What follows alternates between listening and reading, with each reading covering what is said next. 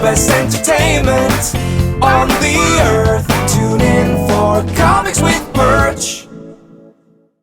Hey everybody, this is Perch. I've said before there's institutional knowledge. I call it tribal knowledge. And it's a phrase, if you've worked in a big company, you've heard it before. The idea is that there's myths, there's things that get built up over time that become what just is. It's what the company knows is true. It has to be this way. It's factual. And it's the reason why it becomes kind of an institutional myth or an institutional knowledge or a tribal knowledge kind of situation is that it's not true. It was either never true or it was disrupted. An example of this that probably lots of people, I can give you two that are outside of comics, but everybody can relate to. Well, maybe not everybody. So one of you have to be older. If you remember Blockbuster Video saw the threat of Netflix and streaming and those services coming. They saw it, but they ignored it. And they ignored it because the institutional knowledge they had is that people loved going to the video store, that they had data, they had proof that everybody loved driving to the video store, looking at all the titles there, shopping, and no online, no sit-at-home experience could replicate that. It was part of the movie-going experience. What they did, what they provided as part of the movie-going experience. There's a PowerPoint deck that was shown at a management meeting of Blockbuster like 2 or 3 years before the company collapsed, basically, where they directly talked about the Netflix threat. And it was stated to the management or the board, wherever this went out to, but senior level leadership deck, that going to a video store is intrinsically part of the video experience, part of the movie experience, and Netflix cannot replicate that. And in fact, the thing they were warning their investors and people about is we need to watch out for if Netflix tries to buy another video chain, because the only way they're going to grow is to have a physical retail location. That's the only way it's possible. So that's the threat to watch out for. That was what they were looking out for as they spiraled into oblivion. The other one was Kodak. So Kodak, as a company, they, a very powerful company, sold cameras, sold film, and Kodak, at least, they were better off in that they knew that people didn't enjoy taking those little rolls of film and then going someplace and paying somebody to develop them and bring it back. And, basically you take a photo and then 3 weeks later you get to see if that photo was any good. They knew that part of the experience was bad. So as, digital photography started to take off, Kodak invested all in on the digital camera. And they started buying, businesses and technology that people want to carry around a digital camera that will allow them to see the photo instantly.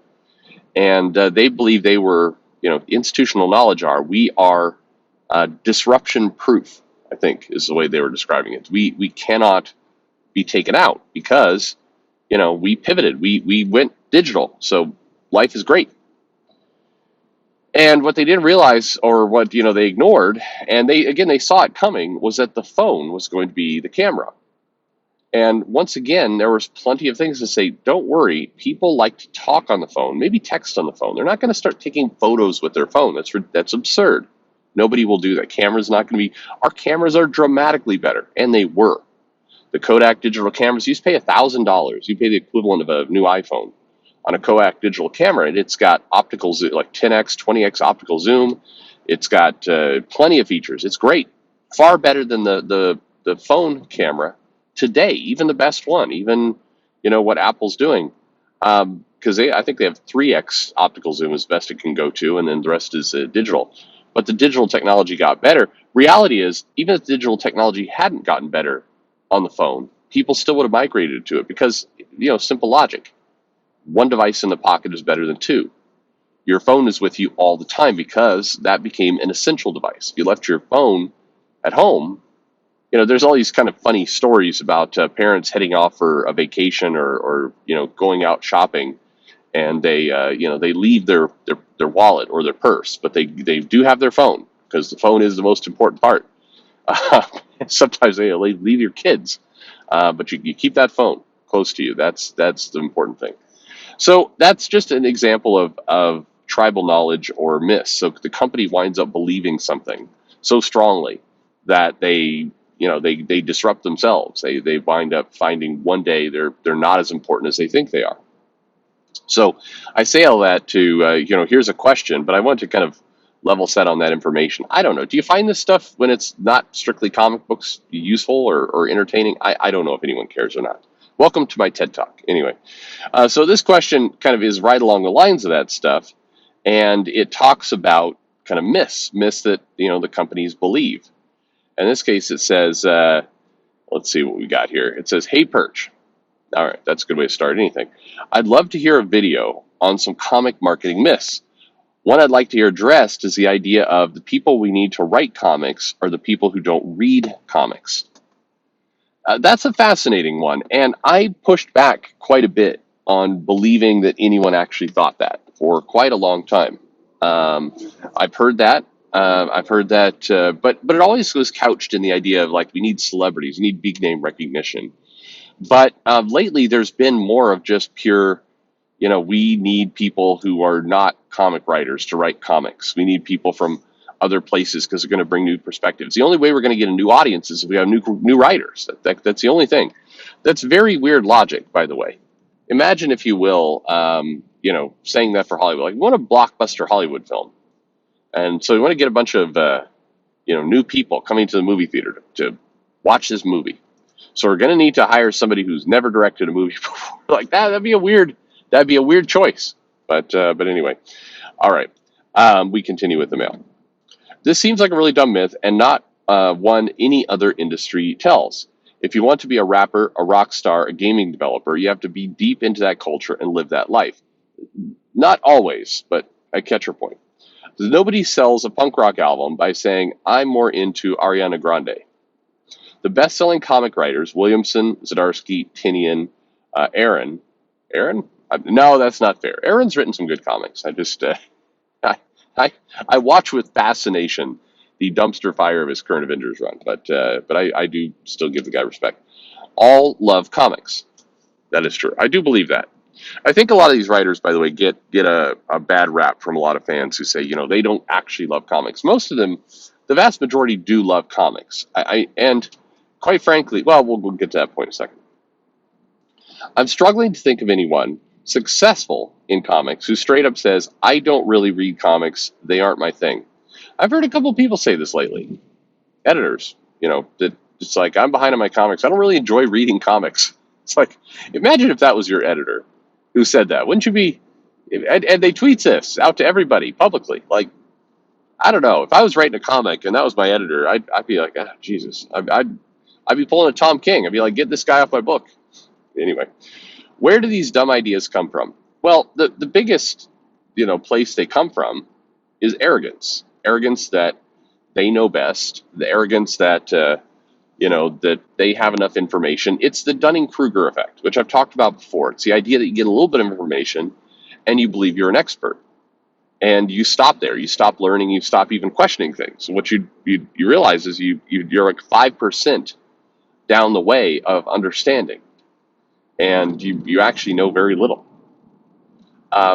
That's very common, particularly in creative industries. And why I think it happens a lot in creative industries is because a lot of them are isolated. A lot of them are individual contributor jobs, and so nobody's around to kind of coach you and tell you, "Hey, there's more you can do." You see your peers from a distance, so you don't see the work and the sweat and the effort.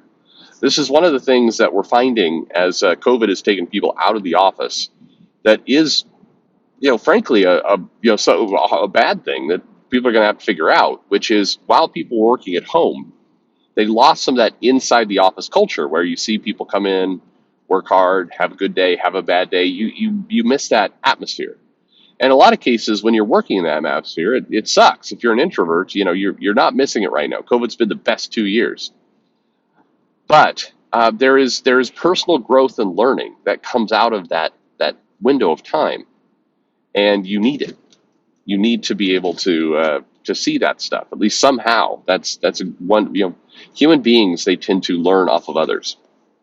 Echo chambers come from not seeing enough people, not working closely enough, not being able to learn from other people's triumphs or failures. The idea that we need people who write comics who don't love comics. It goes along with the same idea of if you love a particular character, don't let that writer write that character because it'll not do that character justice. We need somebody who kind of hates the character a little bit or is indifferent. I always think apathy is a terrible way to sell anything, so I would never make that call.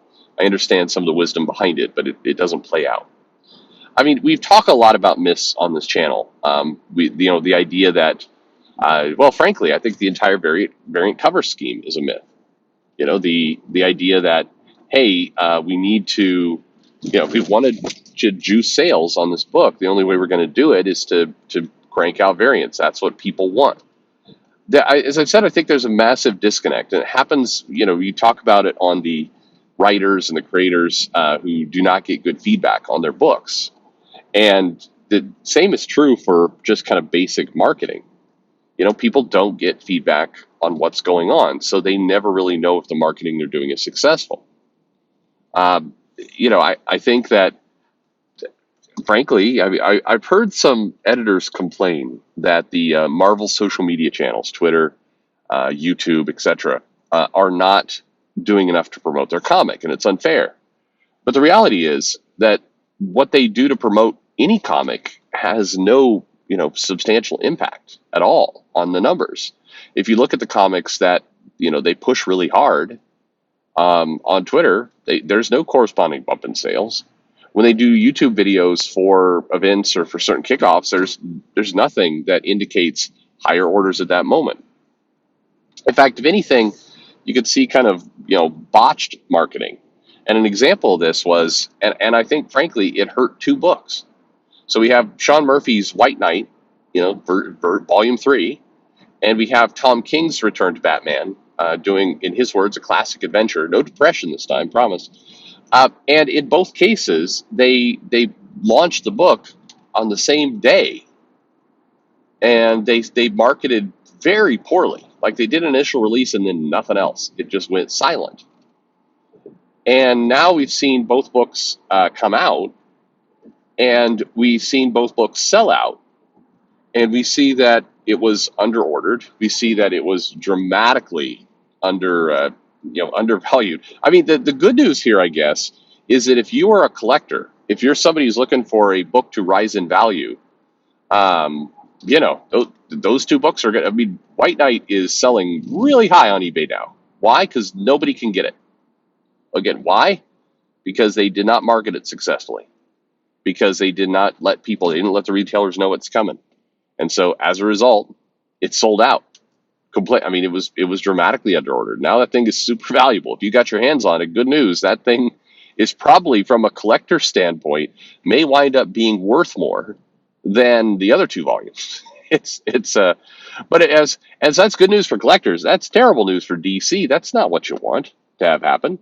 But but here we are.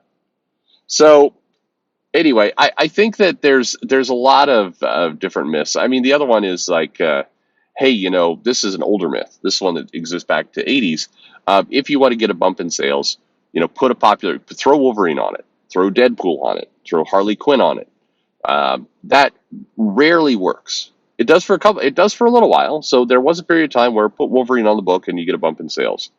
Put Batman on a book, which we kind of see a little bit today, although that magic has worn off quite a lot, at least from what we can tell, as a guest star. Put those characters on the book and they sell more. The challenge as a myth is, and this is the lie I think a lot of comic companies tell themselves, is the creative team that's on that book winds up mattering far, far more than who's guest starring in it. But anyway, great mail, great question. Hope I didn't bore you too much with the disruption talk, and thanks for listening.